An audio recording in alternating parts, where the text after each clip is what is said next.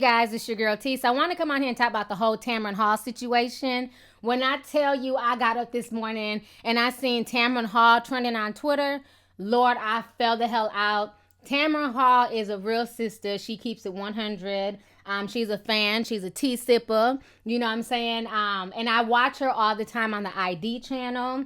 I watch her on MSNBC. This morning, she's trending because of her interview with Scott Baio, okay? So let me go ahead and take it back a few days. So what happened is that 2 days ago, Scott Baio was trending on Twitter. So when I woke up and I seen him trending, my first thought is, damn, Chachi done died. You know what I'm saying? Because who the hell is thinking about Scott Baio in 2016? After I went into the trending topic, I realized that he hadn't died. Thank goodness. You know, God is good. He did not die. But what it was, the one person that was thinking about Scott Baio in 2016 was Donald Trump. Donald Trump decided to invite Scott Baio to come to the Republican National Convention to do a speech.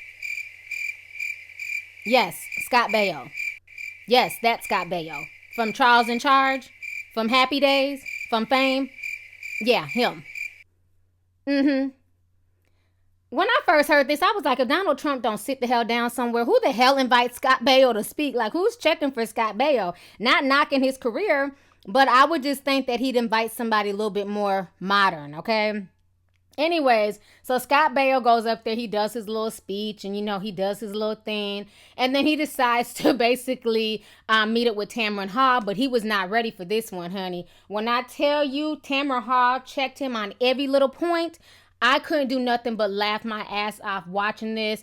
She went in on Scott Baio. She confronted him about his hypocrisy, his little shady ass tweets that he done sent out about Michelle Obama and Hillary Clinton. I want you guys to go ahead and watch the interview with Tamron Hall and Scott Baio. Check this out. I'm going to come back with the rest of my commentary. Everything in this country. Let's talk about your speech. I know you said you went to church and you've talked about your religion. One of the things that caught my eye was this tweet that you sent out July 10th, a photo of Hillary Clinton standing in front of the word count. The O is blocking, so it appears that she is standing in front of the C word. Right. Did you think about that in church when you tweeted it out? That's just offered up without commentary. That was just put up there. Yeah, but you know what it meant when you tweeted it out. I just put it up there.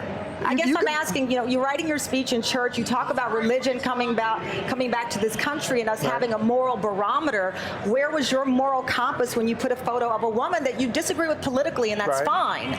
But when Tamron, you can look at that any way you want. It's the word count. That's what she's standing in front of. I just put it up there. There's no commentary attached to it. I didn't call her anything. And the fact that you question my faith by saying I'm putting up a picture is I'm just not asking, nice. Well, you've questioned others' faith. When you say that when you say we need to bring back religion, implying that somehow the moral compass for people that you don't even know is changed. But let me throw this out to you. 2010, you tweeted out an unflattering image of Michelle Obama with the caption, "Wow, he wakes up to this every morning." Right. Last night, well, clearly some people agree with you. But last night, I went on social media to see what you were saying about your speech, and I realized that you blocked me. Why did you block me from social media? I'm just curious. That might have been a mistake. Oh, okay. I wouldn't have blocked you. That might have been a mistake. Well, it's okay if you do, but I was wondering if it was because of the Michelle Obama tweet. No, absolutely not. I'm not afraid of anybody. All right. That tweet was a joke. Tamron, I'm a guy from Brooklyn. I have a certain sense of humor. I sit with my buddies and we smoke cigars and we make jokes but does about. joking about a woman that way make America great again? Does that make America America it's a joke about a woman yelling at her husband.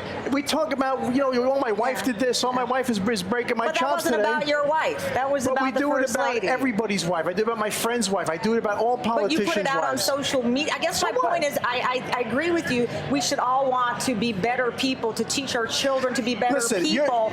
But let me finish. I agree with you. You have children. I'm not a parent, but I see how this may or may not affect our divisiveness. There are white people here, hey, black people here, hey. Right. When we tweet things out that are so ugly, and then we say, it was a joke. That had nothing to do with race. I didn't say that. Yeah, you said black people and white people were being divisive. I said we are all together. I agree. Let me tell you, I do this for a living. You can't chop my words up. I'm telling you clearly what I said was,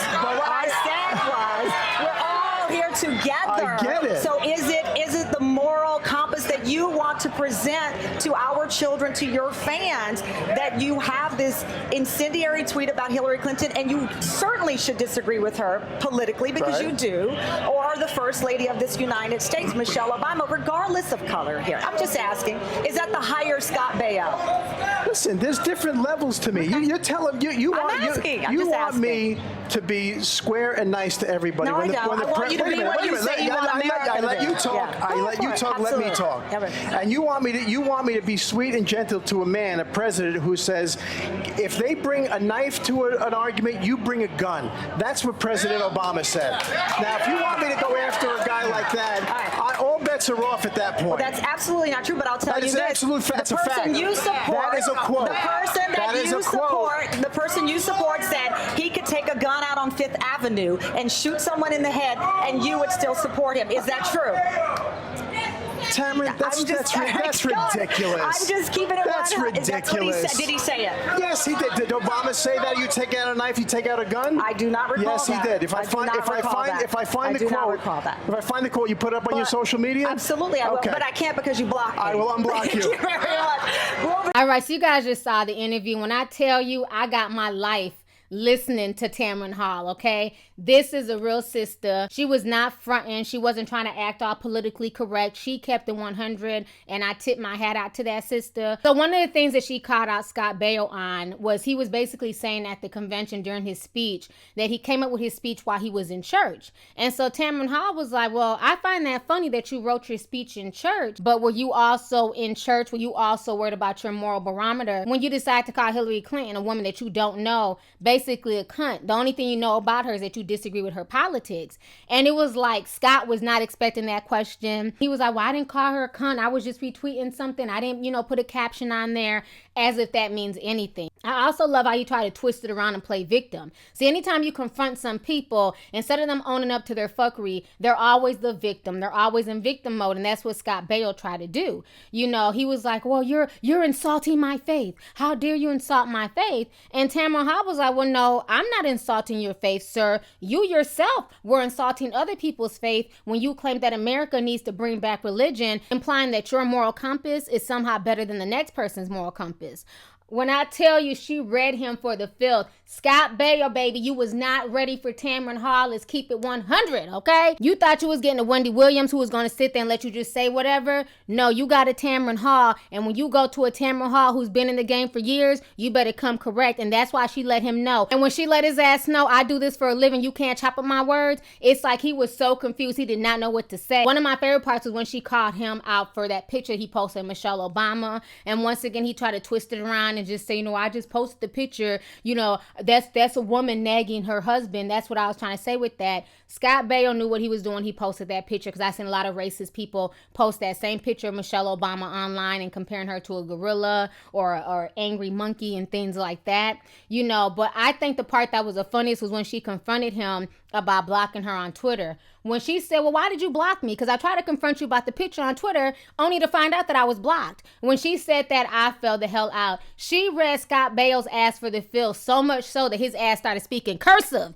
Yes, he did, honey. I was like, damn, get your face off the floor, boo, okay? I fell the hell out watching this interview. That is a real interview right there. Tamron Hall had her facts. She confronted him on everything that she needed to know. And in return, Scott Baio could not refute anything that Tamron Hall said. All he did was try and play victim. He was not ready, honey. When you come for a G who's been in the game as long as Tamron Hall's been in the game doing her thing, you better come prepared or don't come at all. End of story. So anyways, you guys, let's go ahead and get the discussion popping. Go ahead and leave a comment. Let me know your thoughts on this entire situation with Tamron Hall reading Scott Baio for the filth on MSNBC. Let me know your thoughts about the interview. And then how do you feel about Scott Baio's responses? Let's go ahead and get the discussion popping. Go ahead and leave a comment. All right. Deuces. Hey, you guys. It's your girl T. Make sure to subscribe, like, and share my videos. You can also visit Lovelyti.com to purchase any merchandise.